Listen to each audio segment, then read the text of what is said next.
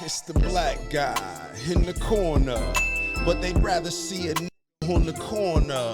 They say I'm stealing Nick's clips like I'm stealing Nick's chick, not knowing that I hit him first week for the lick. I said, Nick, I could post here while you post there. Let's run the ads up, then let's meet up over there. Good evening, everybody. You're watching America First. My name is Nicholas J. Fuentes. We have a great show for you tonight. Very excited to be back here with you tonight on Monday. We have a lot to talk about tonight, lots to get into. Big show. Our featured story, you've already seen it, and I'm sure you know all about it.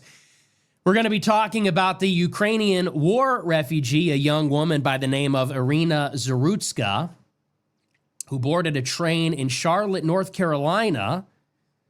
And you know how the story goes. She sits down in front of a black man and she gets brutally stabbed to death in the throat for no reason. Completely at random. And this story has become sensational. Everybody's talking about it. It's all over social media. And the image, the picture, is worth 1,000 words.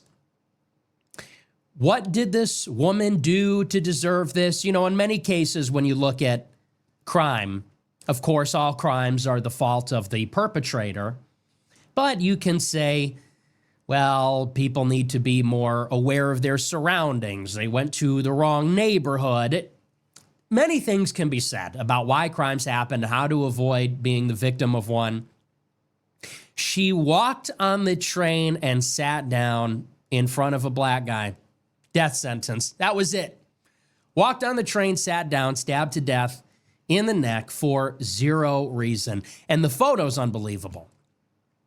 There she is sitting there with her headphones in on her phone. And there, towering behind her, is a giant super predator, black career criminal with a knife, a folding knife, ready to strike. And the rest is history. We'll talk all about the case. There's so much involved. Where even to begin? How to unpack this? For starters, she's a Ukrainian war refugee. So you figure she survived the deadliest war in Europe since World War II. Drone strikes, missile strikes, forced conscription, chaos.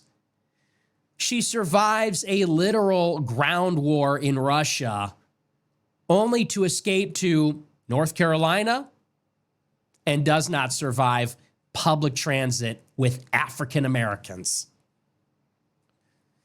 And there's so much more that could be said, obviously, about the legacy of George Floyd, the current debate over the National Guard deployment. We're going to get into all of it. We'll talk about every angle, but it's just shocking and unbelievable, and it vindicates this show. We've talked so much about many similar cases this year, and I've gotten a lot of positive feedback from an unexpected audience. It's a lot of black people, actually, on YouTube and on TikTok that have reacted to what ordinarily would be pretty incendiary monologues about this subject, about race relations, about crime, and I've gotten a lot of positive feedback this year. And my monologues on this crime epidemic, which we all know what it is young, adolescent, black men. Although it's charged, although it's provocative, it's blunt, people seem to be receptive to the message because we're all looking at the same thing. We're all looking at the same story play out over and over and over again. And you know what? Not every group, well, I don't think any group is a monolith. The people that are tired of seeing barbarism, the people that are tired of seeing bloodshed, yes, even the black people are being snapped out of, I think, what used to be this intense racial solidarity. They would defend almost anything. I think now almost everybody recognizes there is a big problem here. So we'll talk all about it. We're also going to talk tonight about the Jeffrey Epstein letter. Have you seen this? We're not going to spend too much time on it, but as you know, earlier in the year, the Wall Street Journal came out with this bombshell story they acquired from Jeffrey Epstein's estate, a birthday letter that Donald Trump sent to Jeffrey Epstein 20-some years ago. And it's a very strange letter. It's a letter contained inside a drawing of a naked woman. And the letter is supposed to be a transcribed conversation between Trump and Epstein. And it's very cryptic and suggestive.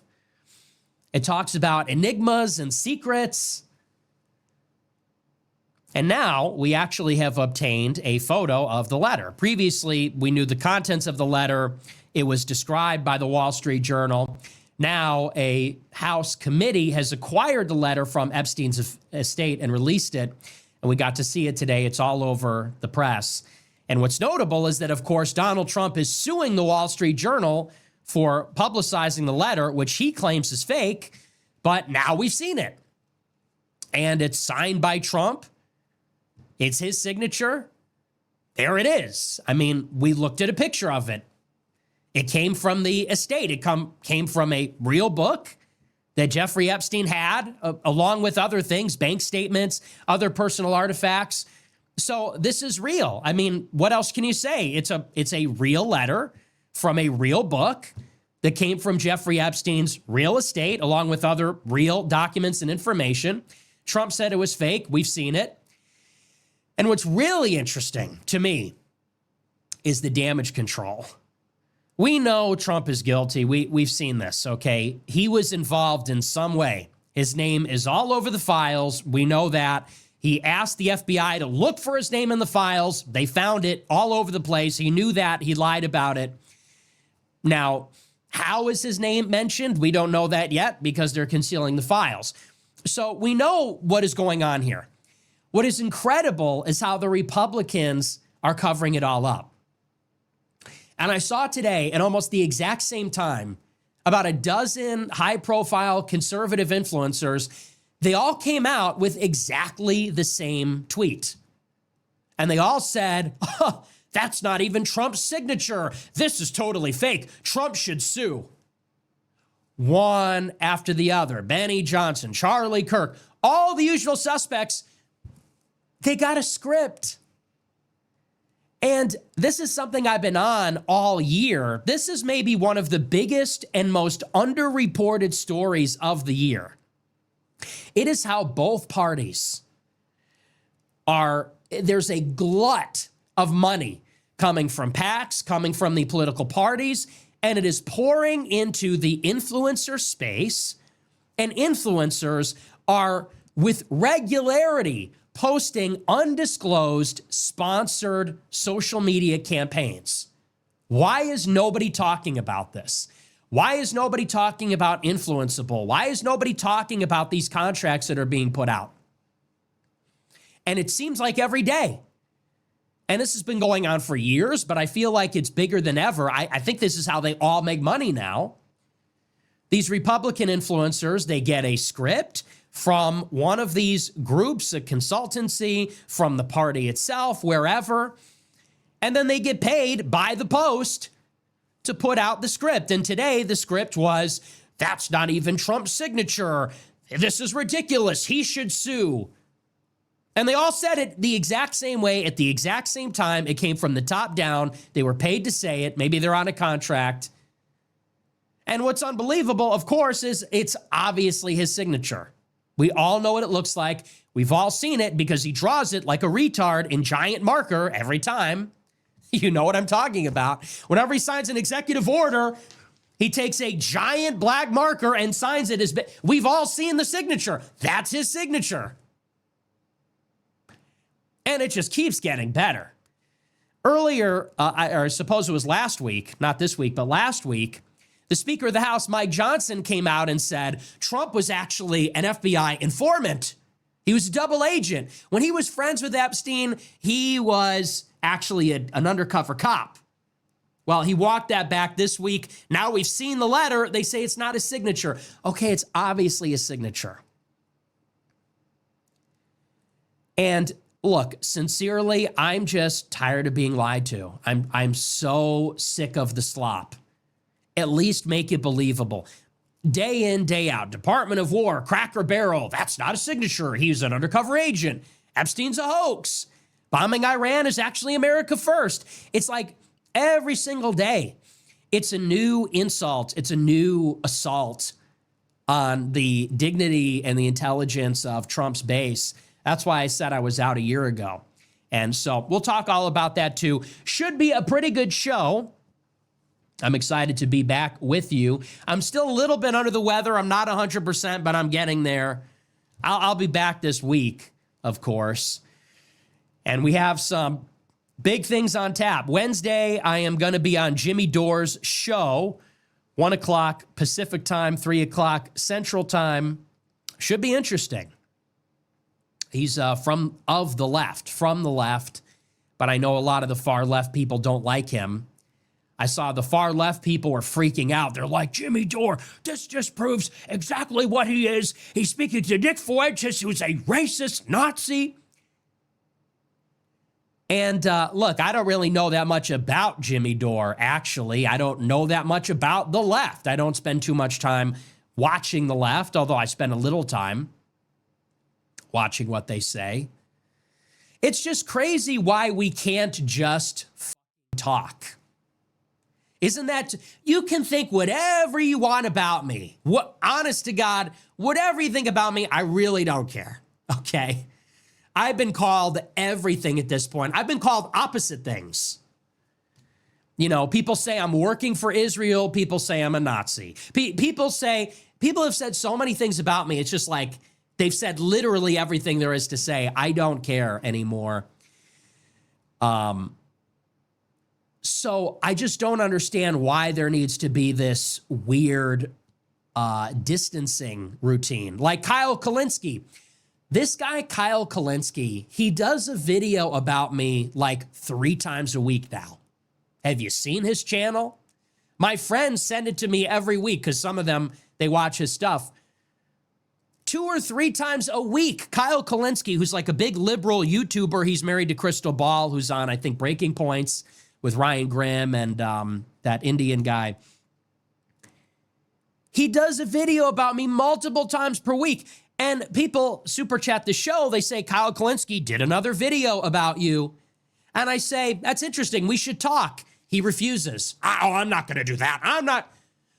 So you're going to watch my videos on your channel 3 times a week and agree, but do these little drive-by shots, but you won't talk to me? Why the fuck not? And Jimmy Dore's having me on the show. I imagine we agree on some things. We disagree on a lot. If he's from the left, again, I don't know that much about him. I imagine there's a lot we disagree on. I'm sure I'll say things on Wednesday he's not going to like. So what? Can we talk? And by the way, do either of us have institutional power? No. So what is this game that we're playing where people say, you can't talk to so-and-so because you can't give him a platform? Hey, idiot, I have a platform. And by the way, you know, neither of us have that kind of clout in either of our respective parties. So it's like the far left and the far right, we're both being cucked out by the DNC, by the Republican Party.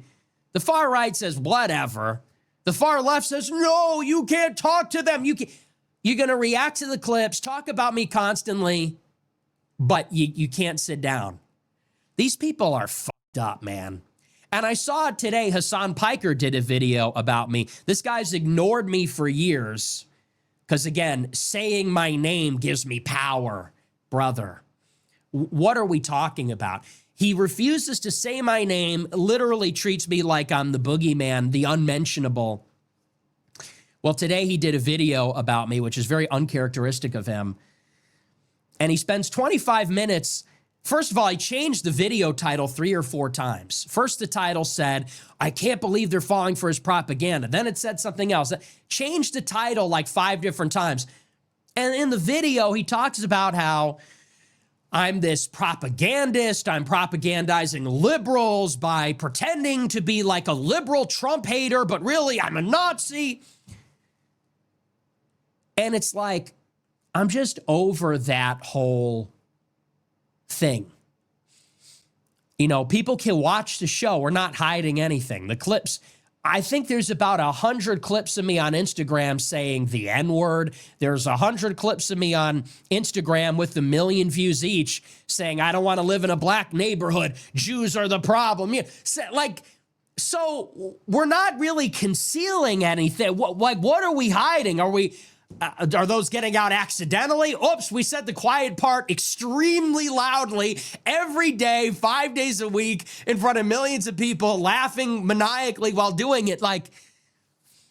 So he does this video where he says, well, see, Nick's new game is he's criticizing Trump and he wants you to think that he's like an anti-Trump liberal. But at the end of the clip, he says he's anti-Trump because he's a Nazi. It's like, it's the same clip. I've been criticizing Trump for 7 years. 7 years. I was at the Stop the Steal rallies that precipitated January 6th saying we're going to destroy the GOP. I've been on this. And it's like the far left, these guys are just like fucking defective at this point. I don't even think they know why they do what they do. And the reason that the far left is threatened by me is because I'm better than them. I'm going to take their market share. And you want to know why? Because I can talk about Jews. I can talk about black people. I can talk about trannies. I'm not beholden to a crowd of nut jobs that just can't talk about basic reality. You go on the far left, and some of the things I say appeal to them, like about Gaza and like about Israel and so on. But on the far left, you can't talk about Judaism. You don't think that the far-right Jewish extremists in Israel, like Meir Kahane, who said that all non-Jews should be enslaved or killed, you don't think that has something to do with what's happening there? You don't think that Bezalel Smotrich and Ben Gvir, you don't think that their religious Zionism has anything to do with that? We can't talk about that? Like they're handicapped by these rules, these like constraints that they imposed on themselves a long time ago. This like wokeism. Same goes with black people. They want to talk about the working man, the working class. Okay, communist fuckface. Inflation is killing all of us. Wages are stagnant. Housing is getting expensive for me. My homeowner's insurance has doubled in the past 4 years. Everything. I exclusively eat McDonald's and fast food. It's tripled. Okay, working class heroes. Okay, spokesman of the proletariat. You explain to me why I can't talk about how we're all broke, we can all barely get by, we want to go enjoy our weekend when we're done with work, and we're getting mugged and carjacked. You have package thieves stealing any Amazon package that lands on your doorstep. It happened to me a few days ago, and it's always the usual suspects. So you're a spokesman for the proletariat, the working man, the working class. Well, who do you think is getting abused here by these violent black adolescents in a city like Chicago or New York? Who's making it unaffordable to live there? Why do you think we can't go on public transit? And therefore need to have a car service. Why do you think it's so expensive to live in the city? Because the whole South Side and half the West Side is uninhabitable. Why? Because of violence. It's like, so the reason that the far left is terrified is because they are kind of clocking some of the issues, but they're completely constrained by woke and liberal ideology. And I know they don't identify as liberal, but that on some level, that's what it is. This like blank slateism. They're absolutely constrained. They can't talk about the real issues here. So when they talk about Israel, they have to talk about settler colonialism. They cannot talk about the Jewish crime syndicate that runs America and is in bed with Israel.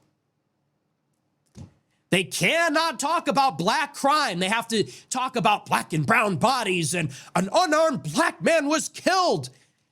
It's like, brother, have you been to this fucking city? Seriously. It's endless like this. And so The far left, these people, they don't want to talk because they have cloistered themselves away. They have created these ridiculous rules for themselves. They can't even acknowledge reality that we all see. And it's like, look, you could be a communist and talk about how black people are predators in Chicago here. You can be a communist and talk about how religious Judaism, Jewish identity, well, first of all, it happens to be very bourgeois in many ways, but also happens to be a big root cause of what's happening in Gaza and many of the things in America. They know that they would not survive the encounter. That's why they run and hide. Hassan Piker runs and hides because communism would not survive an encounter with the far right. It just wouldn't. All that sentimentalism, all that sappy, bleeding heart bullshit about free healthcare. Okay, we'll give you free healthcare too. I don't really care that much. I want to close the borders. I want to stop being harassed on the train. I want to be able to live in most of the city and not have to be a war zone. I don't want to have our country run by an Israeli fifth column, a Jewish fifth column. You would not survive that encounter, and you know that.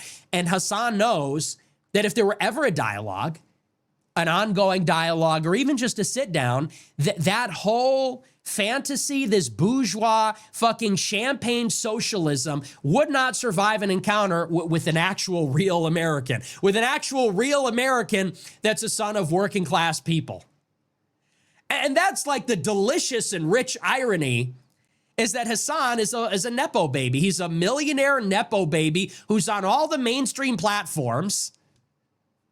How did he get his start in media? His uncle. And this is a guy lecturing us about generational wealth. Why don't we redistribute the Young Turks media opportunities? How about we redistribute the Twitch subscriptions? So, as long as he's going to sit there and take shots from over there, inside of that woke fantasy land, they'll all be very confident in their ideology. But the reason that they don't want me to talk to Jimmy Dore, the reason they're screaming, he's a Nazi, but he said this, but he said that. Let him talk. We can talk. Let people judge. Oh, people said this. Hassan said America deserved 9/11. Now he's going to grandstand about, but 8 years ago he said race mixing was wrong. Get the fuck out of here, you fucking poser, you fucking faggot poser. I'm so sick of these posers, man. He's a literal Nazi. He says that genetics are real. Okay, and you said that like America deserves 9/11. You want kids to get their dick and balls cut off. Let's just talk. We're human beings. Talk. That's the stuff that I just legitimately cannot stand. It's just cowardice. Anyway. So like I said, Wednesday, we got the Jimmy Dore show. It'll be interesting because it's controversial. The left is not happy about it. They're not happy that, look, people watch my clips, and every time they see a clip, they say broken clock. It's like, okay, so at what point does it become a working clock? I feel like every clip of mine that I see people say broken clock. And so broken clocks are only right twice a day. What if you're right like 6 million times a day? I think that's a working clock. So they don't like it. But Wednesday, 3 p.m. Central, it'll be interesting. I'm going into it with no expectations. It might be hostile. It might be friendly. It might go really well. It might go south. I don't know. But Jimmy Dore, everybody around me tells me he's a stand-up guy, really solid guy. So I think it'll be good content. And then I'm not going to be here Thursday and Friday. We got some big collaborations coming this weekend. A few big ones. You're in for a treat. We got this Jimmy Dore show on Wednesday, and then we got a few big ones this weekend. Pause. Few big giant ones, and all at the same time. No, pause. No, but we're going to be doing three major collaborations this weekend. It's going to be great stuff. But I won't be here Thursday, Friday. Trust me, it'll be worth it. You're going to like it. And then I'll be back the following week. But that's that. Before we get into the news, I want to remind you to smash the follow button, smash the like button, leave a comment. Let me know what you think about the show. Make sure to get your hats. We're going to be getting these shipped out probably around the end of September. Get your orders in now. If you want them for Christmas, they make great gifts. Great stocking stuffer. Okay, for your wife, for your kids, whatever. Buy all 3 colors, $40. That's, they're pretty expensive, but they're made in America. It is free shipping. So get them while you can. In time for the holidays, don't complain later, because I already know it's going to be December 1st, and people are going to say, hey, when's my hat shipping? I need this in time for Christmas, and I'm going to reference this show. So this is me from the past. This is a message to the future. Go fuck yourself. Buy the hat now. I don't want to hear any complaints in December. People are going to say, where's my hat? I need this for Christmas. Well, you should have ordered them in advance. So get them now. That's Fuentes.store. Subscribe, $15 a month. Get access to the whole archive at AmericaFirst.plus. You have America First. America First Plus is $15 a month. You get to see every show I've ever done, every piece of content I've ever made, going back 10 years. It's all there. $100 a month, you get to be in a group chat with me. I was crashing out hard on this guy all weekend. I was sending 10-minute voice messages.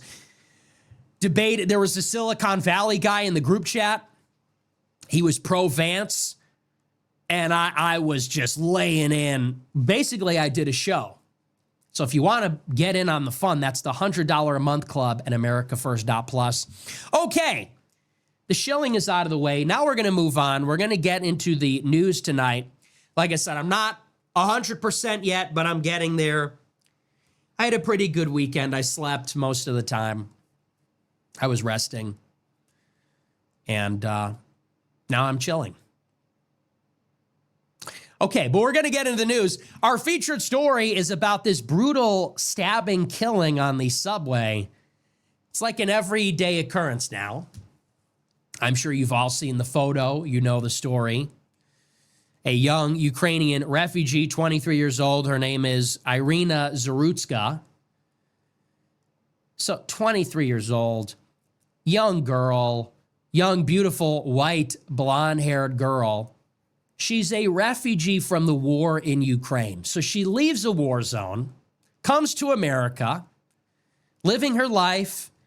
She boards the light rail car in Charlotte, sits down in front of a giant black man with long hair in a hoodie. And that's your first mistake. She sits down in front of him.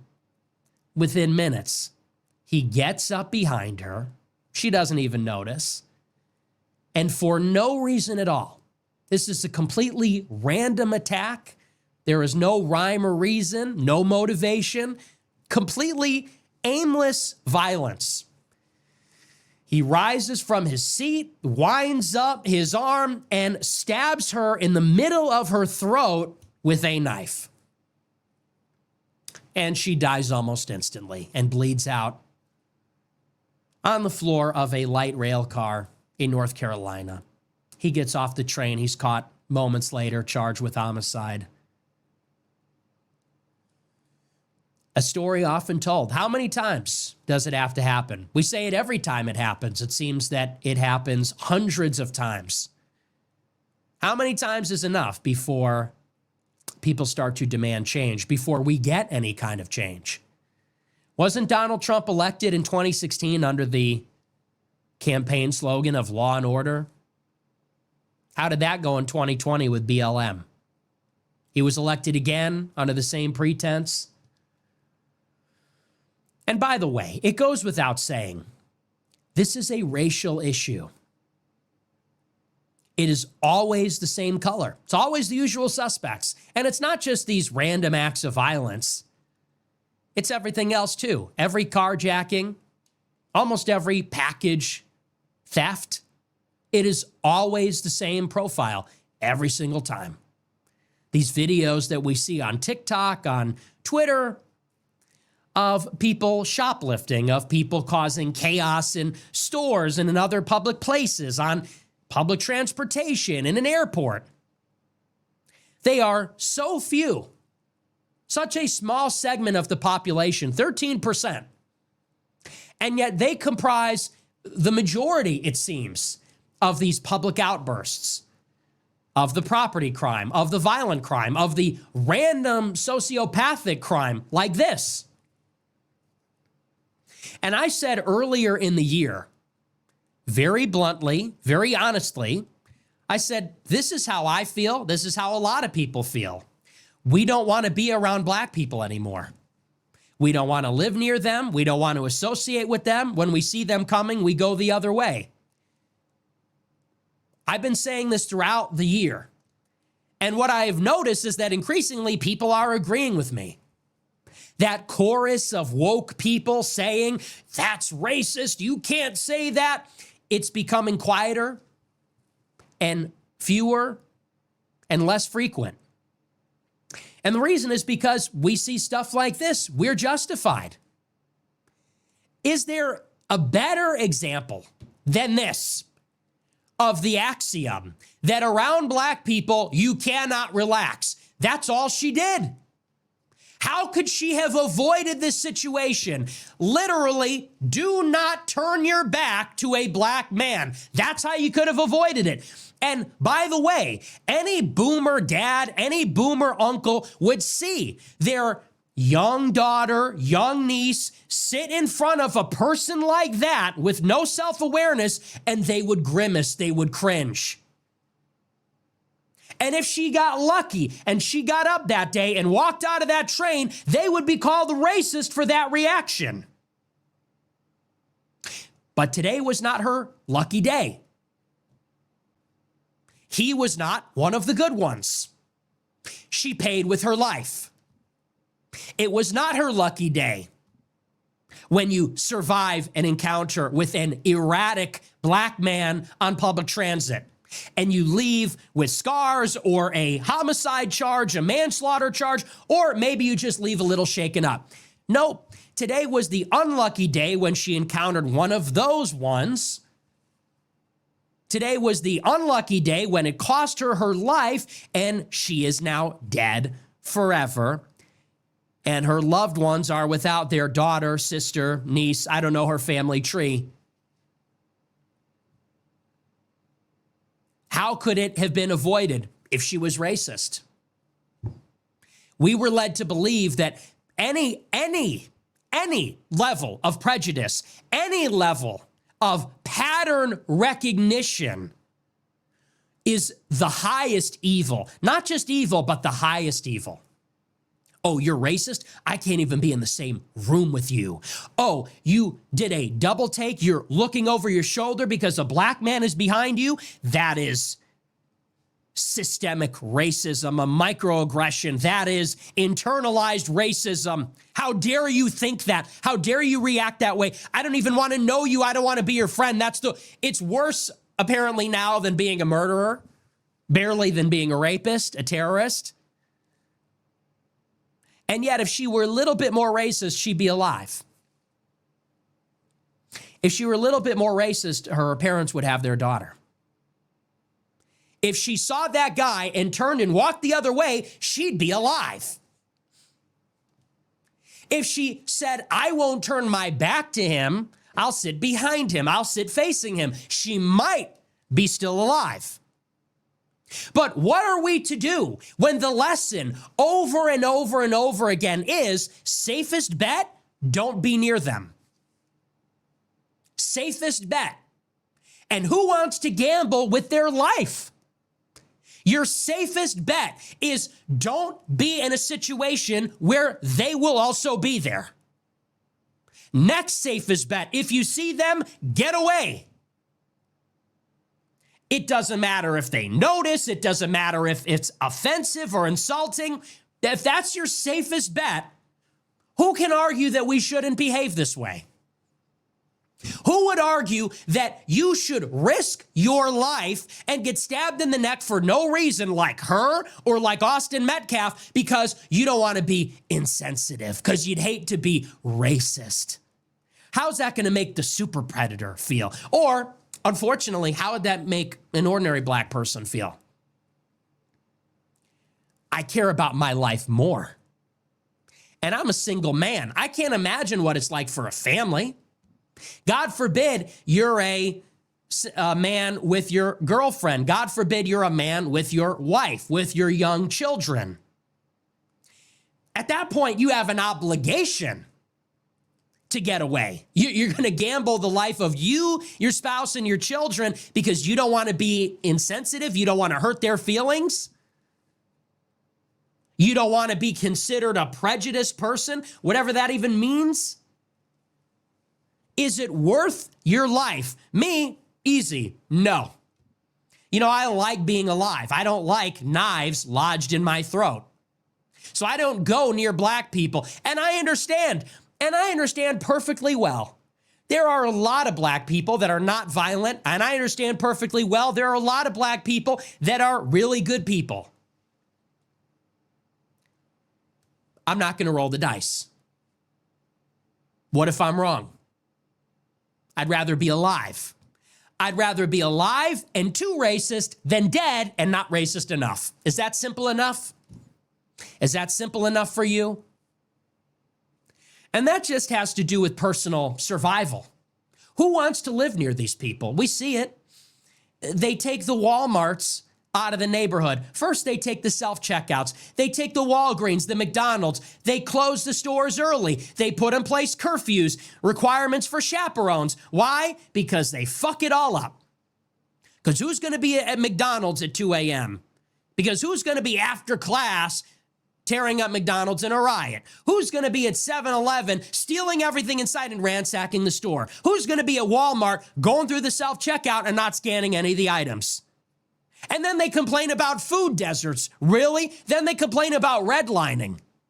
It's not redlining, it's blacklining. We see what goes on. We see what accompanies the population.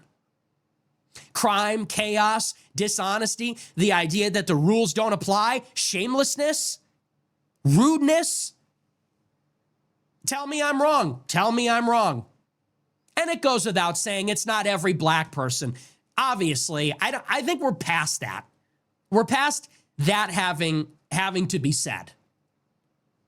But it's enough of them at this point. And it's just this whole pattern, which is black people have no accountability for their actions.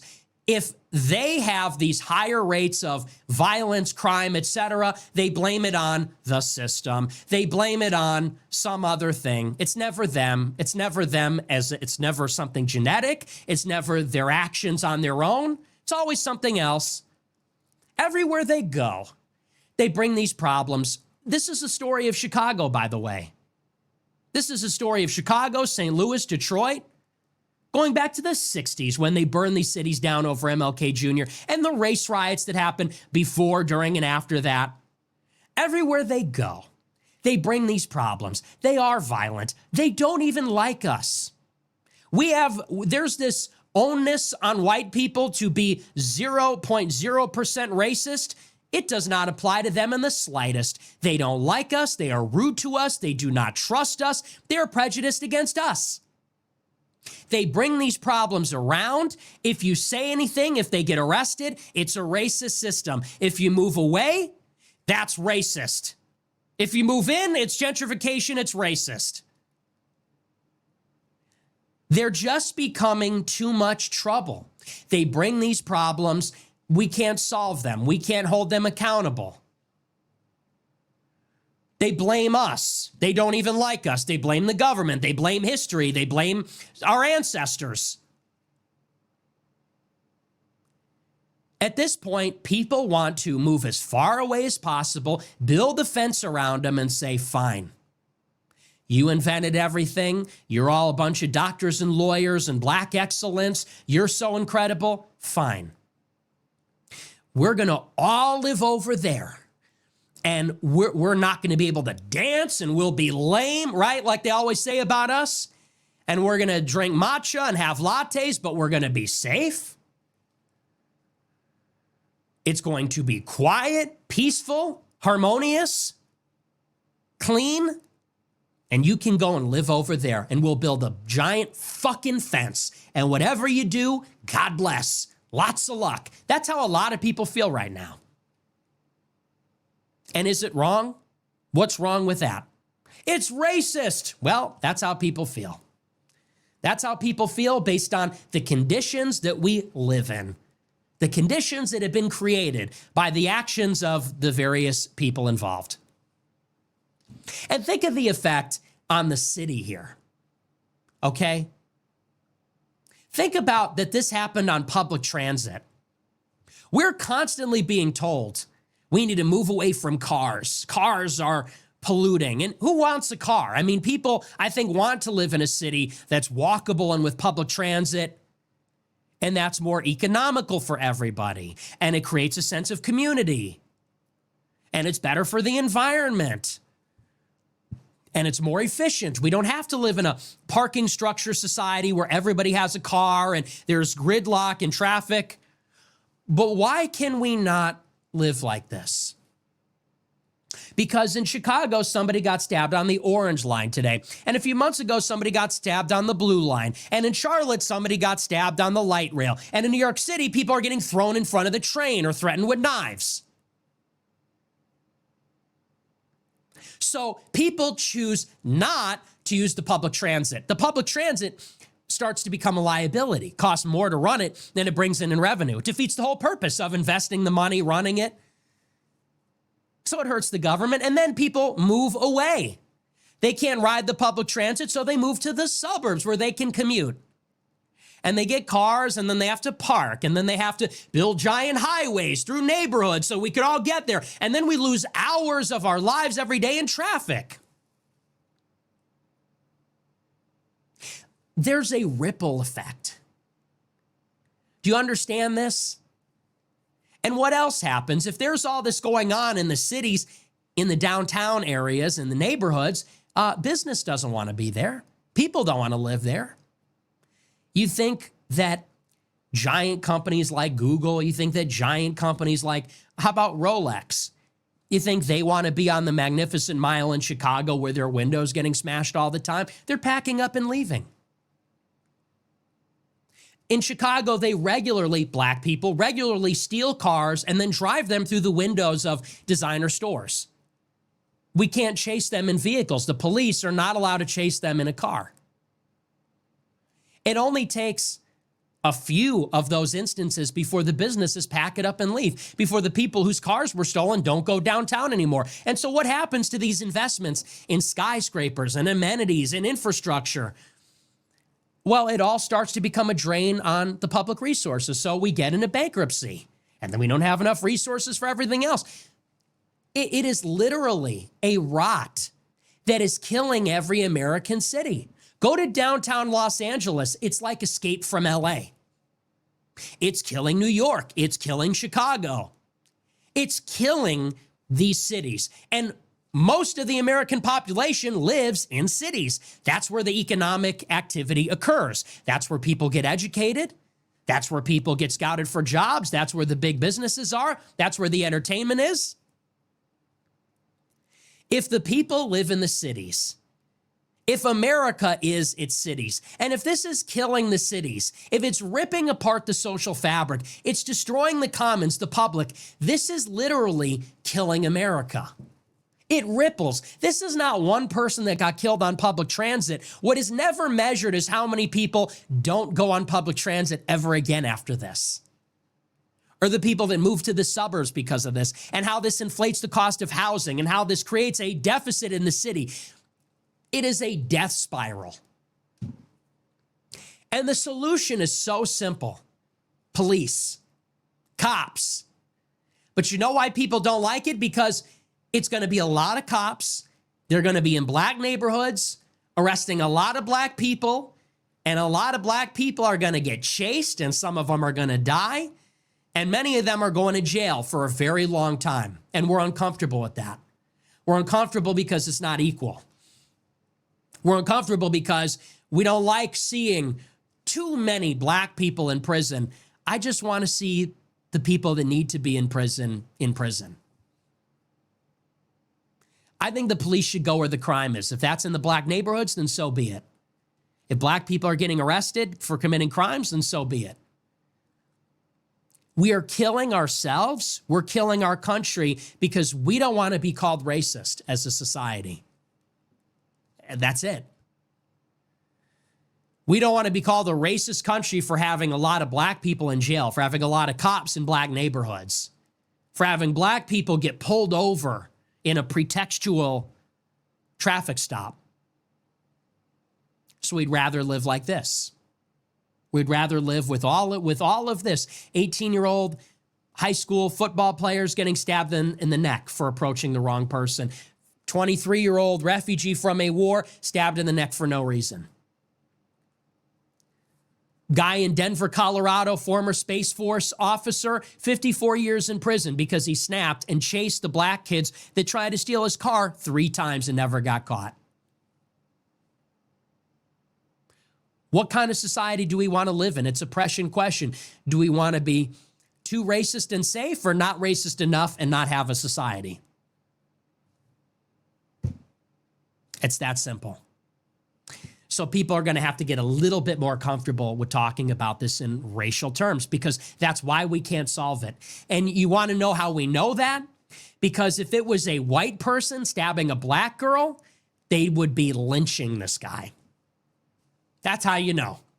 Because if it was a white person, a white football Chad, stabbing an 18-year-old black kid in a hoodie with his Arizona iced tea and Skittles, they would fucking lynch him. If it was a white person pushing a black person in front of a subway train in New York, they would lynch him. That's how you know it's racial. Because if it was white people doing it as characterized and portrayed on television and in movies, we wouldn't have a problem. Because there would be narratives, there would be policies, it would be called the new KKK, and they would spy on every white person and decimate the criminals. But because they're black, and it's not politically correct, and it's sensitive, we can't chase them, can't charge them, can't lock them away. We can't even talk about it. They won't even cover it. And it's gone on for too long. Too many bodies. And too much insanity. Look at what's become of these. It's depressing. Look at what has happened to Chicago. Beautiful city. Ruined by this. Same with New York, same with LA. LA is one of the most beautiful places in the world. Look at what they've done to it. Because we're afraid of being called racist. Well, I'm part of the new generation, and I can assure you, I don't give a fuck about being called racist. I want my fucking country back. If that makes me racist, so be it. No love lost. And increasingly, that's how people feel about this. That's how I feel about it too. So that's the issue.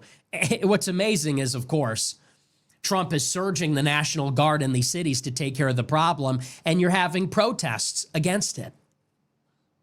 They want the chaos. They want the disorder. It has to be broken. These people have to be broken.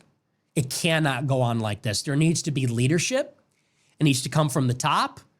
The people may not like it at first, but they need to accept it. Because otherwise, we don't have a country. It's that simple. So I see everybody skirting around the issue. You know, even these guys like Matt Walsh. Matt Walsh does a show every single day about how black people are the problem. He just never says black people. You notice that? He'll never say white and black. He'll insinuate it. He'll make oblique references to it. He'll say, we all know why you can't talk about this. Tell us, Matt. Tell us why. They never propose a solution. What's the solution, Matt? Tell us, please. What's going on? Tell us it's racial. Say the words. Tell us it's genetic. I want to hear the words. No more playing games. No more of this Midwest bullshit where these white cowards get together and they shrug their shoulders. They make that white person face. They go, no, let's just talk about it. I'm a new generation of white person. I'm not living around blacks. Sorry. You know, I want white kids, and I don't want my white kids bringing home black people to marry. It's racial for me. And call me racist. Oh, very Christian of you. I don't give a fuck. That's the attitude we need to bring to this.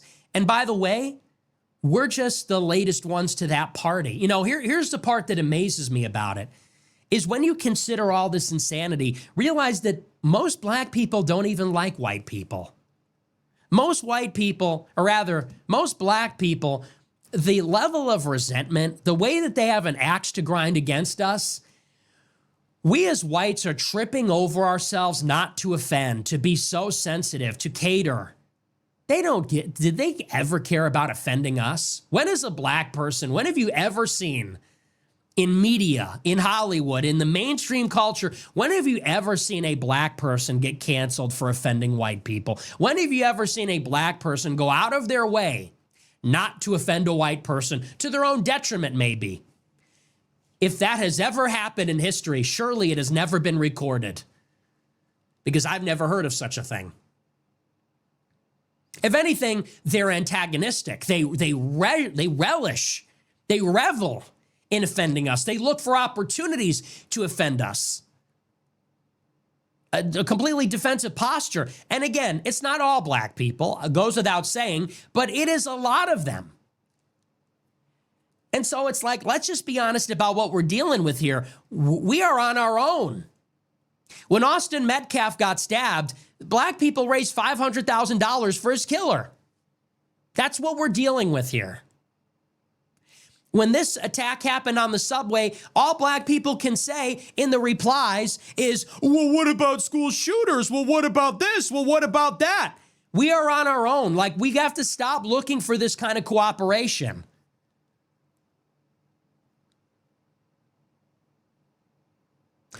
As a white person, the word is fatigue. We are exhausted. We're just fucking done. We're done. We don't want anything to do with you anymore. It's a shame. It's a shame because I think a lot of people, a lot of white people like the idea of diversity and like the idea of being inclusive and tolerant. And on some level, I like that too. I mean, I think there is something that appeals to us as human beings about the idea of a universal brotherhood.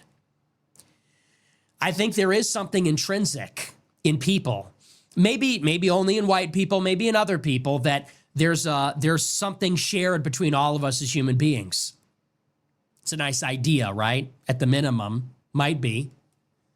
But a lot of white people are looking at this and saying, you know, the public outbursts, the scenes they create, the crime, the violence, the disrespect, and then you talk about it, and then they browbeat you. They want to lynch you for being racist. Someone says the N-word, it's an international incident. And so people are saying, you know what? Okay, bye. Like, I want to go and live with only white people then. Because when we encounter them in traffic, it's chaos. We encounter them in Walmart, it's chaos. When they're shoplifting and on public transit, it's chaos. When you call them on it, they are yelling in your face. You're being called names. They want to hurt you. You wouldn't say that to my face. Why? Because you're a tough guy? Why? Because you're on welfare and you have nothing left to lose? You're not worried about an assault charge because you're a fucking loser with no life, or because you know that there's going to be no social repercussions or legal repercussions for you? You know what? You're right. I don't want to see your face. I don't want to say anything to your face. I want to get as far the fuck away from you as possible because I don't want to live around violent maniacs. I don't want to live around cry bully, fucking baby narcissist maniacs. I don't want to live there. I don't want to raise a family there. I don't want to hear the excuses. I don't want to hear how I'm a racist. I don't want to hear how you need my fucking money, how I need to pay reparations. You know what? Good luck and good riddance. That's the attitude. We tried integrating. It didn't work. This is a result. Who wants any part of it? Not even them. Not even them. What's the first thing they do when they make a lot of money? They get the fuck out of the ghetto. Not even them. Why do they want all this stuff with education? They want to send them to white schools. Because we know what happens at black schools. They want to live near us because they want our tax money. They want reparations because they want our money. It's a toxic relationship. We want out. What's even the positive at that point? Like, honest to God, what's the benefit? All I see are risks, chaos. All I see is antipathy and deep distrust. They glare at you. They menace you, looking to be offended, always uncharitable. People are saying, yeah, we're good. People move to like a white place like Coeur d'Alene, Idaho, and I don't think one person moves there and says, you know what we need here? I just had a brilliant idea. This party's missing one thing. A black family. Like, no one's saying that. We don't hate them. We don't hate all of them. We don't think all of them are bad. But no one's saying like, yeah, let's roll the dice and bring them over here. No, people are saying, yeah, we've worked up the courage to take our own side and do our own thing. Sorry.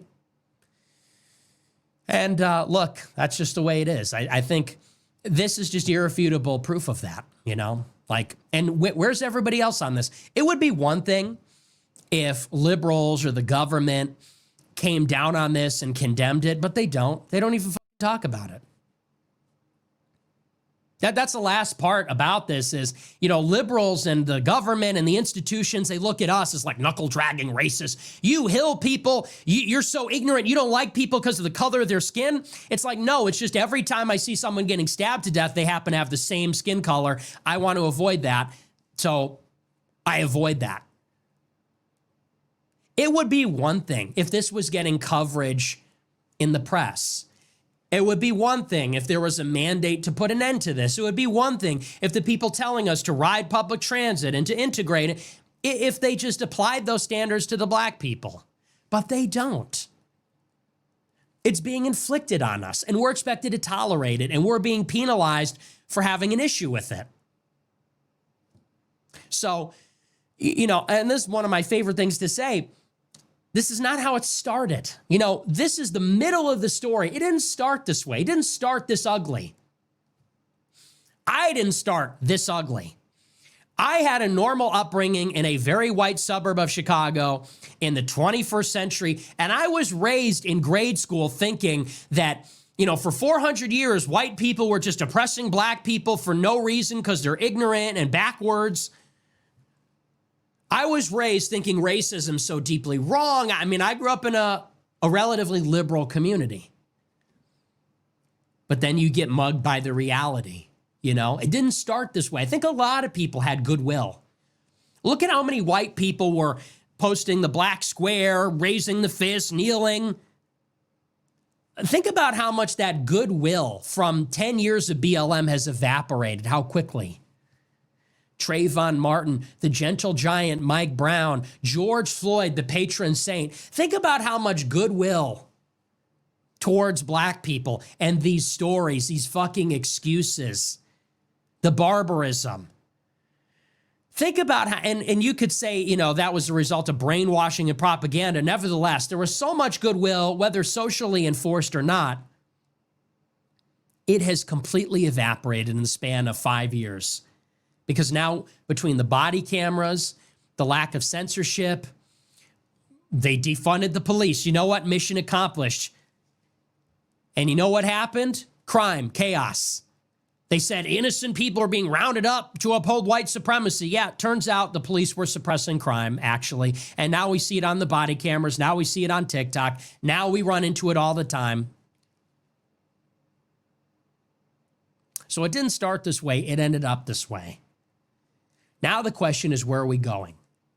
And I'll say this much. Maybe you agree with everything I just said. Maybe you're appalled. Maybe you think it's horrifyingly racist. Maybe you're clutching your pearls. I can't believe he said that. That's Nick Fuentes. He's a Nazi. Let's talk about where this is going, okay? I am a Christian. I do believe that we were all created by God. I do believe that every human being is entitled to dignity and respect. And I do believe that we should treat everybody humanely. Everybody should have rights. Everybody has their due process rights. I believe that. I believe that everybody should be treated with respect and so on and so forth. I'm saying what I'm saying out of frustration. What I am saying is I want to be left alone. I want to go away from the problem. That's what a lot of people are saying. We want to avoid the problem. But just like how it didn't start here, it doesn't end here either. This is going to keep happening. You know, as sure as I'm sitting here, you're watching this right now, whether you're watching live or the replay, you know it's going to happen again and again and again. As long as they are what they are, it's going to keep happening. And the National Guard is not going to be able to stop all of it. And there's going to be more videos and more outrage, and people are going to get more radical. And I wonder where that is going to head if we don't get a handle on it. Because me, believe it or not, right now, I may seem like the bleeding edge of the right wing. I may seem like the most extreme person out there because I believe in genetics and race and these sorts of things. I'm a Christian. I have a good heart. I'm a loving person. I want a peaceful solution. What I want is for the government to enforce the laws. That's what I'm calling for. I want the government to enforce the laws with recognition for the dignity of all human beings and their rights under the Constitution. But there are people already that are far more radical than me, and they don't believe those things. They are what you would call real racists that actually have hatred, that see whites and blacks as in an inexorable racial tribal conflict that will only end in a racial war or some other kind of radical situation. And there are a lot of people out there that don't believe that there should be any dignity or respect or things like that. Many of them are not Christian. That's where that's going. Now, the question is for liberals and left-wing people, black people, for anybody that is interested in harmony and stability, how far do you want this to go? And I'm not saying that as a threat. I want the problem to be solved. I want criminals to be arrested and for us to live in a safe city. But this will continue. And there will be people worse than me. There will be people, I maybe not even say worse. There will be people that are hateful. There will be people that are cruel. There will be people that are merciless. And they will attract a larger audience of people that want to see blood, that want to see reprisal, that want to see horrible things. That's just a reality. The record of history suggests that this is the way this is going. I don't want that to happen. I want to arrest this trend before it gets too out of control.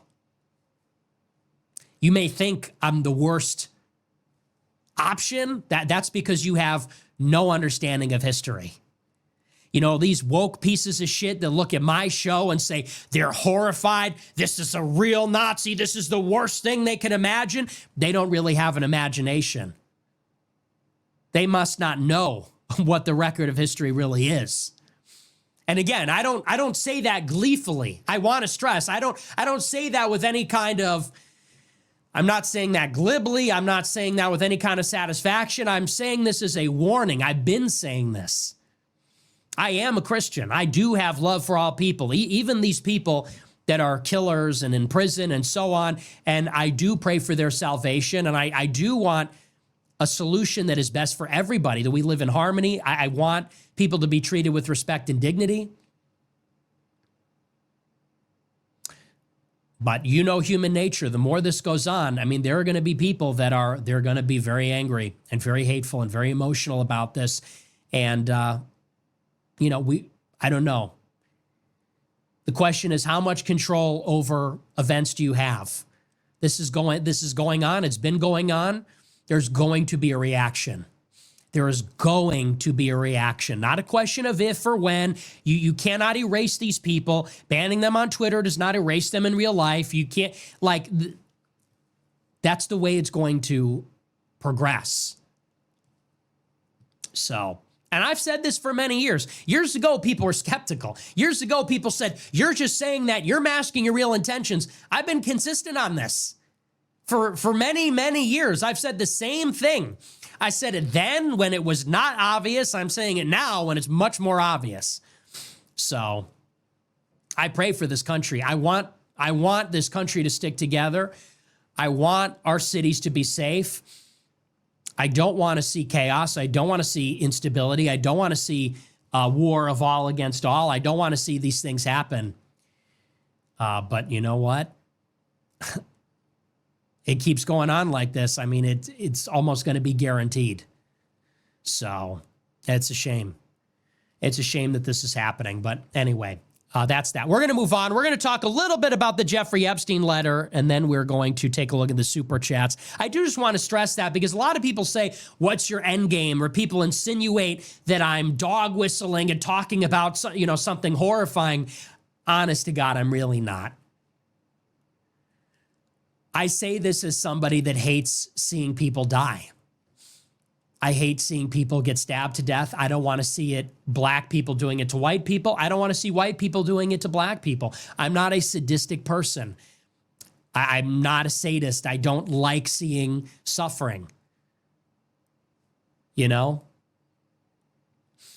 What I long for is justice.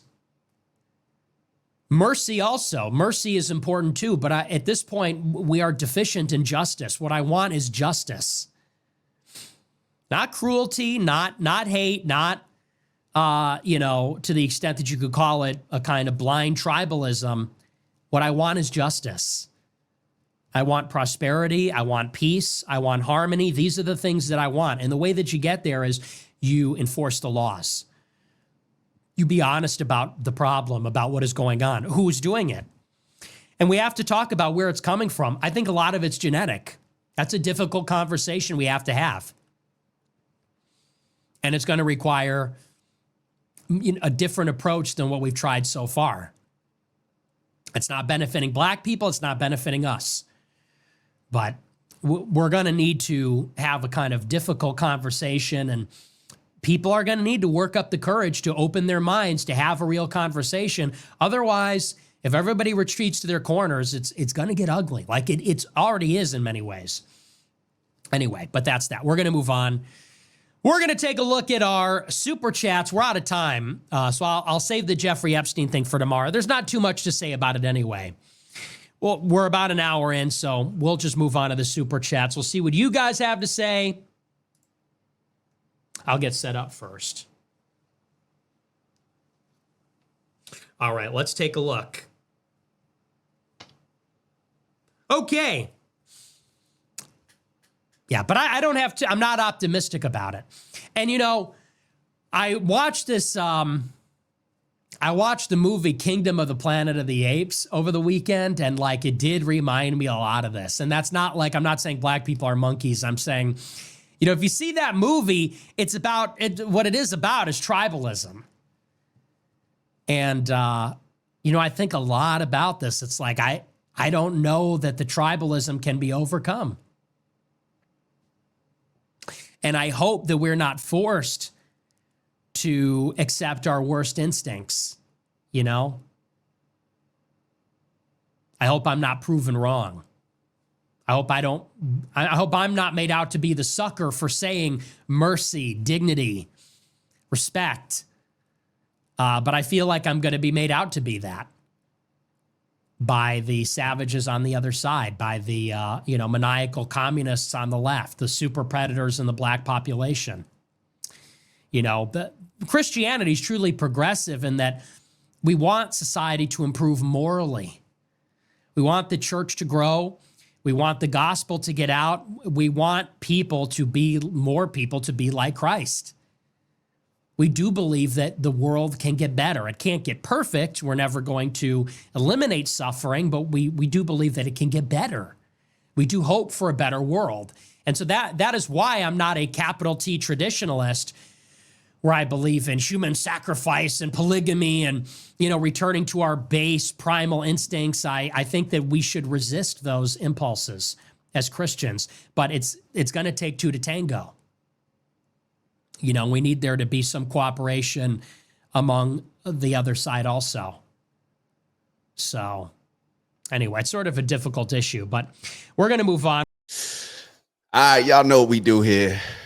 Let's get to it. All right, is it Nick Fuentes or is it Nick Ali? All right, Nick is sounding like Muhammad Ali, and a lot of y'all are probably going to be looking at me, listening to me like, bro is tripping. Just keep that thought in the back of your head. Just keep that thought in the back of your head. So as we always do, I'm gonna try not to hold y'all too long, but we got to get through this review. So Nick starts off discussing Trump's letter to Epstein. apparent letter to Epstein, alleged letter to Epstein, and how a lot of these influencers like Charlie Kirk are saying that it's not his signature and that it's fake.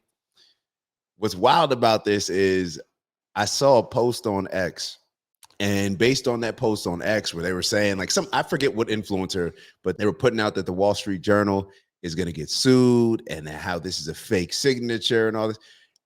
And I just accepted it as, oh, it's not real. Like I didn't even look into it anymore, nothing. And that's what a lot of us do. That's what a lot of us do. So we got to be very careful with that. Now, at the time, I just was, going on with my day. But this is why we have to constantly look into stuff, because they can put certain things out there, whether you have these influential people like a Charlie Kirk or people that are just going to cape for Trump and they're going to, get the release. We used to make fun of Democrats for that. Y'all remember we used to make fun of Democrats and liberals when they would come up with those compilation videos where everybody from the mainstream news media outlets to the liberal podcasters and influencers, where they're saying the same exact talking points and they put the sentence together because everybody's saying the same exact sentence. Like they used to make mixtapes like those and we used to make fun of them. And now Nick is saying that the Republicans are doing the very same thing. And it just is another reminder that, it's all the same. The same people, the people at the top are the same. The people moving the pawns around are the same. A lot of times we think that the politicians are the ones playing chess. No, the politicians are the ones being played in chess. They just have a stronger role. They just may not always be on the front line like pawns. Sometimes they may be a rook or a horse or a bishop. Most of the time, they're probably pawns too. Who knows? They're probably pawns too. Everybody that we know of, like when we know your name, you're a pawn. That's kind of how I'm looking at it. All right, so let's get back to it. One of the things that stood out to me when Nick first started off was him talking about, it's crazy that we can't just talk. Like we just can't talk. He's going on Jimmy Dore's show. I believe that's the gentleman that he mentioned. Jimmy Dore, Democrat. I'm not too familiar with Jimmy Dore. And a lot of people are upset because they're super liberal or super Democrat. I don't know. And they don't want people to talk across the aisle. And this is all fed to us. This is all fed to us by the elites that control so many of these non-free thinking radical people that influence us, that want to convince us to hate each other, that don't want us to sit down and talk with each other and realize like, oh, we got a whole lot more in common than we initially thought. We spend the majority of our time fighting, arguing, bickering over the 5 to 10%, or maybe even 20% of things that we disagree on, rather than the 80% that we do. And if we sat down and talked, then we can probably come to some sort of common ground, or at least understanding, because I would be able to share my perspective, which is why I see things this way, and the other person who I'm speaking to would be able to share theirs. Theirs would be able to share theirs. They don't want that. They don't want that. Why can't we just talk? Why is that not normalized? To me, that is one of the most detrimental things to us not having proper male leadership in this generation. We can't talk. We're either going to fight or we're just not going to speak. That's how it goes. Talk. What happened to us sitting down and talking as men and just figuring things out? When did we become so emotionalized that, oh, we can't even sit down and talk with each other? It's war. Like, how childish are we? We criticized the gangs for doing this very same thing. And since Nick is in Chicago, we're going to obviously talk about, some of the things in Black culture that he discussed, or with Black people, with this situation with this Black guy that stabbed this Ukrainian refugee, this white Ukrainian refugee. But that's the mindset of gang members, little kids that their brains haven't fully developed, where they can't talk. They're so emotional. They're so brainwashed, where they see the people up the street as their ops. And that's enough for them to kill their ops because they grew up on a different block. What type of example are we setting when just because somebody's, oh, I'm a part of this party. First off, you're not even a part of that party. You just align with them to vote. Like, stop it. They don't consider you as a part of their party. You don't win. It's like with the sports teams. I'm a Patriots fan. Really? You got to let me see your Super Bowl ring. That's your team? Let me see your Super Bowl ring. Did you get off on Monday? Did you get a victory Monday because the team won and now you're off Monday? No, you still had to go to work. You're not a part of the team. You're just a fan. And that's what, teams want to convince us that we're a part of them. They do it in sports and they do this in politics. We're seeing it right before our eyes. No, that's not it. Like Nick said the other day, there's no we. Look out for you. Look out for the people. Stop aligning yourself to a political party that's controlling us, trying to divide and conquer us more than we align ourselves to each other, we the people. Nick is changing, man. Nick is changing. I'm seeing the growth just within a few weeks. I'm seeing the growth. I don't know. A couple weeks ago, we watched the show, and Nick said, I'm not saying the N-word. I'm just going to say the word. I'm a grown man. Nick said the N-word.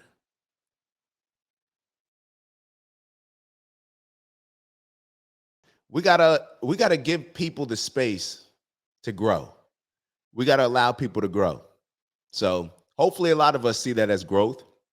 And I don't know if it's really growth. Nick would have to say that, but I'm just going based on my observations. I'm seeing things. I'm seeing him express even his frustrations in a different way. Now, this would be the show. If you're going to drop the N-bomb, this would be the show to be dropping it, right? I'm seeing his frustrations expressed in a different way. A lot of the performative rhetoric that he may have used in the past, in my opinion, it's a conscious decision that he's making to not use that rhetoric because he's understanding the responsibility that he has. And he's mentioned it in the show where he has a lot of people following him and jumping on board with him, or not even following him and jumping on board with him. There's a lot of people that just been thinking the same way. Case in point, I've been calling this stuff out, not to agree with Nick, because I actually want the problems fixed. See, we live in a society where we think that, oh, if that's my group, then I can't call them out, especially not in front of other people.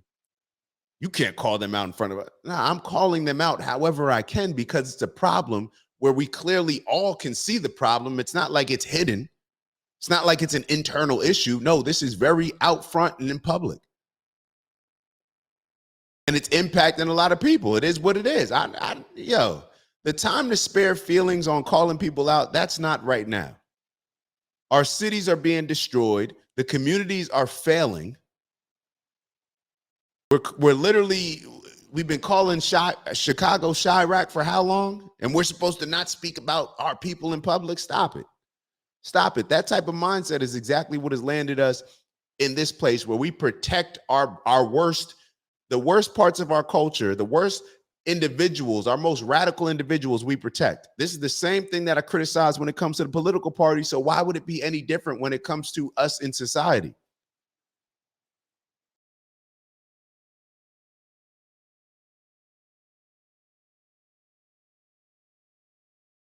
And I think a good test for us, I think a real good test for us is when we hear Nick speaking on these things, calling out these things, saying things that may trigger your emotions, our emotions. Do we get more upset with Nick for calling the stuff out, or do we get more upset when we hear about, 10 kids under 18 shot and killed in Chicago over the weekend? Do we get more upset when we hear that, or do we get more upset when we hear a guy like Nick Fuentes calling it out? Well, I don't like the way that he's saying it. Which do we get more upset about? Because that's a good test. And perhaps that's one of the reasons why nothing changes, because we exert all of our effort on getting angry at Nick rather than fixing our community. And he brings up a good point. If the races were reversed in this situation, how would we be acting? Would this be another George Floyd? Would this be another George Zimmerman type of situation with Trayvon Martin? The fact that I didn't even know about this story for a while, like I kept seeing this picture, but I didn't really see the story out there like that. That says a lot.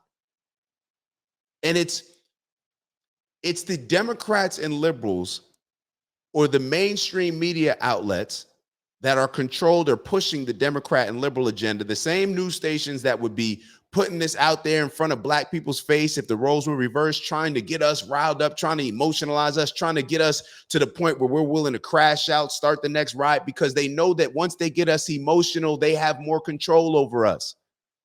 That's when they start pushing away from the Republicans even more. That's when they start to align with the radical people in their Democrat and liberal party that they didn't align with, but they see a situation like this and they're like, you know what? Now we're on board with her. Now we're willing to crash out and align with the most radical people in our party because we're so emotional and not thinking logically. But we don't understand how they're trying to play us when a situation occurs the other way. I mean, I looked at some stats or saw somebody tweeting about some stats or putting on X about the stats of white crime on black people, white people committing crimes against black people compared to black people committing crimes against white people. I think, matter of fact, I'm not even going to look it up. Everybody should do their own exploration when it comes to that. And then think about what is portrayed to us in the media, what is constantly thrown in our face to create a narrative. So we'll embrace this form of victimhood, be super emotional, have super feminized male leadership, and be willing to crash out at any instance. That's what's happening. And one thing that I did not know, I thought Nick was exaggerating when he said that police aren't allowed to chase stolen cars in Chicago.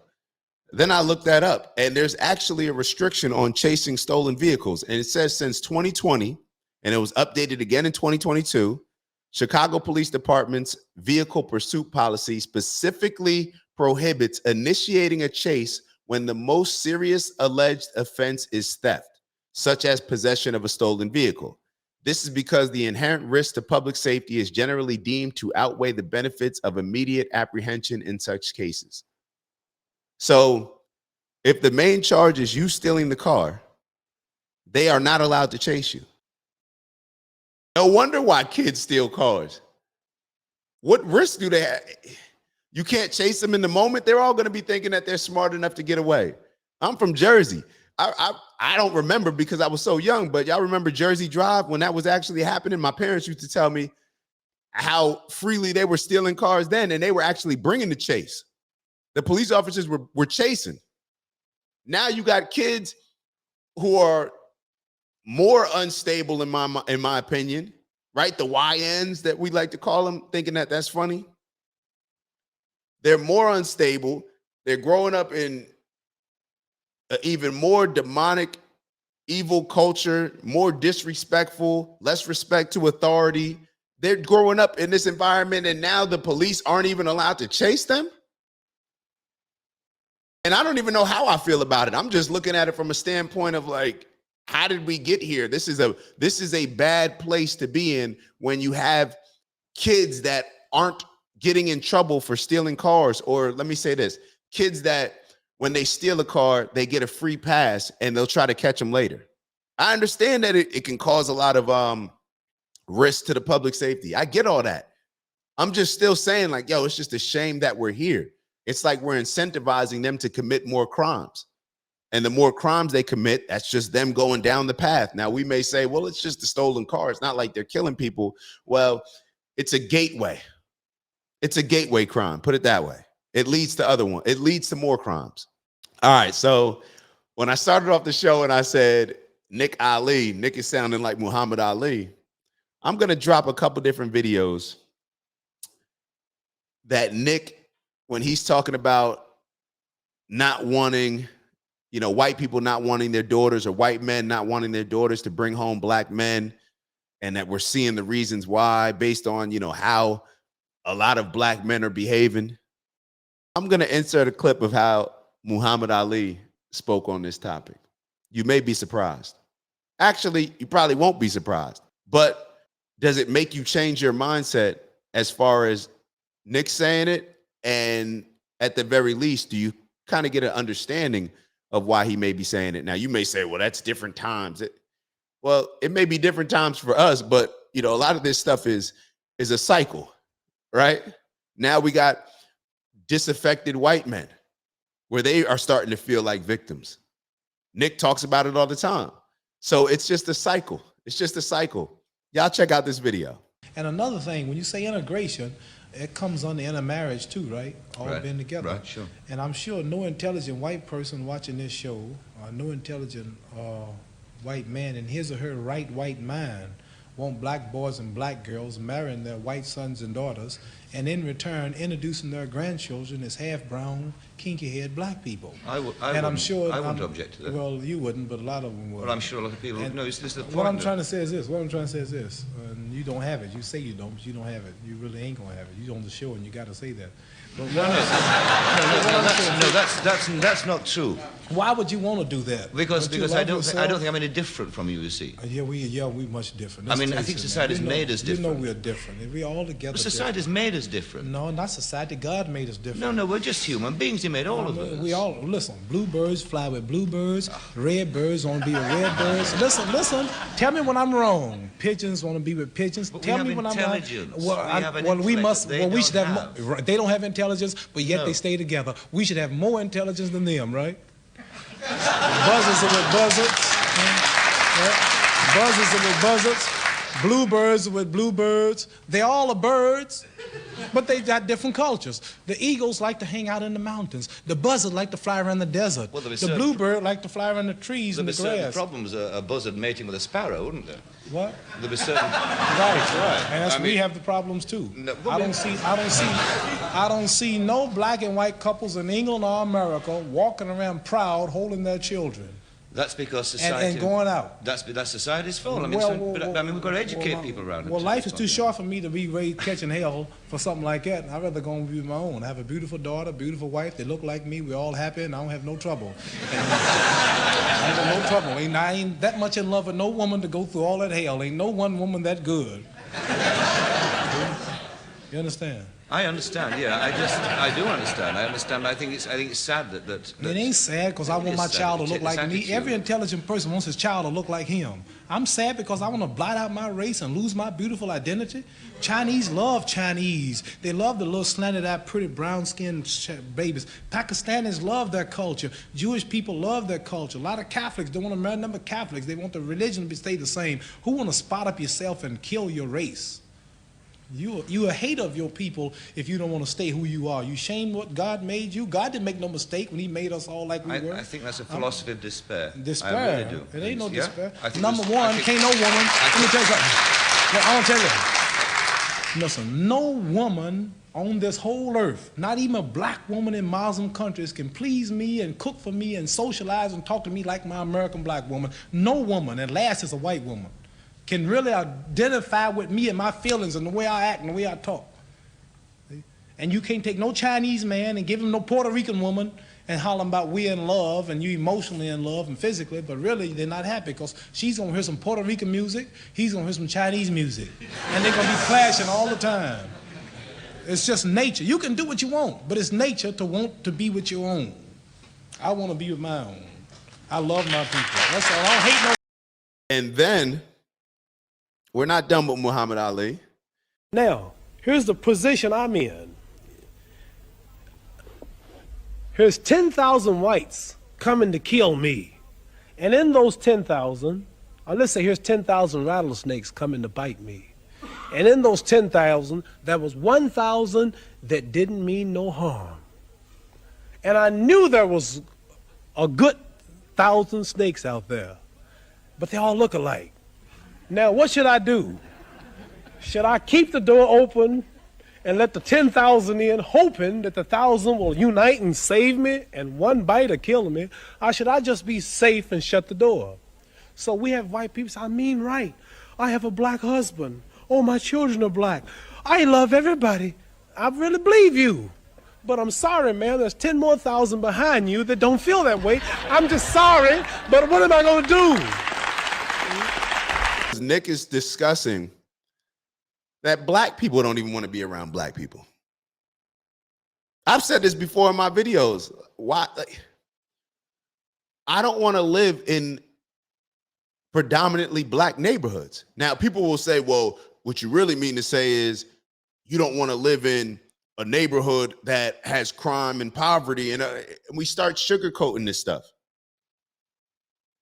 And when we sugarcoat the stuff, we miss the actual point of us needing to address the issues in our community. If we truly care about our community, then we will be willing to call out our community. Like, let's say that you had a son or a daughter. Let's say your son was getting in a whole bunch of trouble. And instead of telling your son, hey, you're getting in trouble, and talking to them about getting in trouble, you start just having these conversations where you're talking about, well, yeah, you know, a lot of young kids, they suffer, you know, a lot of young men are dealing with this. No, I'm going to talk to my kid directly and say, like, yo, you're messing up. Or if you got a kid in the classroom that's acting up, are you going to talk to the whole classroom, or are you going to eventually just talk to the kid directly and say, yo, you're causing all these problems. You need to tighten up. We got mad when people said all lives matter, right? Because we're talking specifically about Black lives mattering. Okay, well, we got to keep the same energy when these things are happening in Black communities at a far greater rate, and a more destructive and evil culture is happening in these communities. We got to keep the same energy and stop saying, well, it happens in all. No, it's the Black communities that we're referring to. And especially us as Black people, like, why would we not call this out directly? The cat's out, it's out the back. Like, there's no secret. We don't need to hide something from white people and say, well, don't let the white people know that we have a lot of crime in our neighborhoods. It's out there. Let's just address it.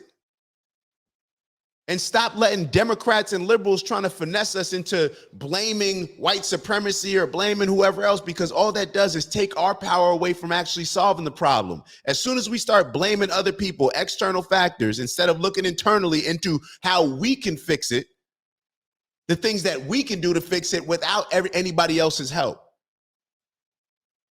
We take our power away, empower ourselves, do the opposite. Stop allowing the Democrats and liberals to convince us that we need them to fix these issues, that the issue is bigger than us. It's the conservatives, it's the Republicans, it's this white supremacy. That's the boogeyman. It's not under the bed. Eventually look under the bed, it's not there.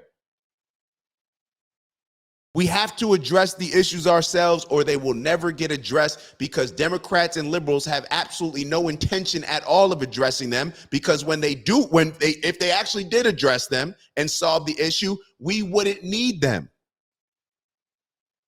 We would no longer need them. And they, in their minds, need us to need them. It's not like they're actually delivering on any of the policies that they promise us. So the only thing that they can bet on, as far as getting us to constantly vote for them with this blind faith that we've always had, is us believing that we are too far gone and too much of victims to actually make an impact on our own. That white supremacy is too big for us to take on ourselves. We're not taking on white supremacy. That has nothing to do with the things that we need to do in our communities for self, in order to empower us and put ourselves in a position to where we are more likely to have success, and that we can create an environment that is more conducive for our kids becoming successful. Just my opinion, though. So when Nick says he doesn't want to live around Black people, and he says Black people don't even want to live around Black people, as soon as we make money, what do? The people living in the hood, as soon as they get some money, what do? We out of here. And then what happens when they go back to the hood? You get a Nipsey Hussle type of situation. How many times do we see these type of things where people want to come back to? As soon as we get a little money, I ain't sending my kids to that public school. They're going to private school. Now, you may say, well, the private schools could be Black. Okay, that's true. But a lot of times what ends up happening, you're sending your kids to private school, and there's more white kids in those private schools than at the public school that they were going to. Nick makes a point that he's saying a lot of these things out of frustration.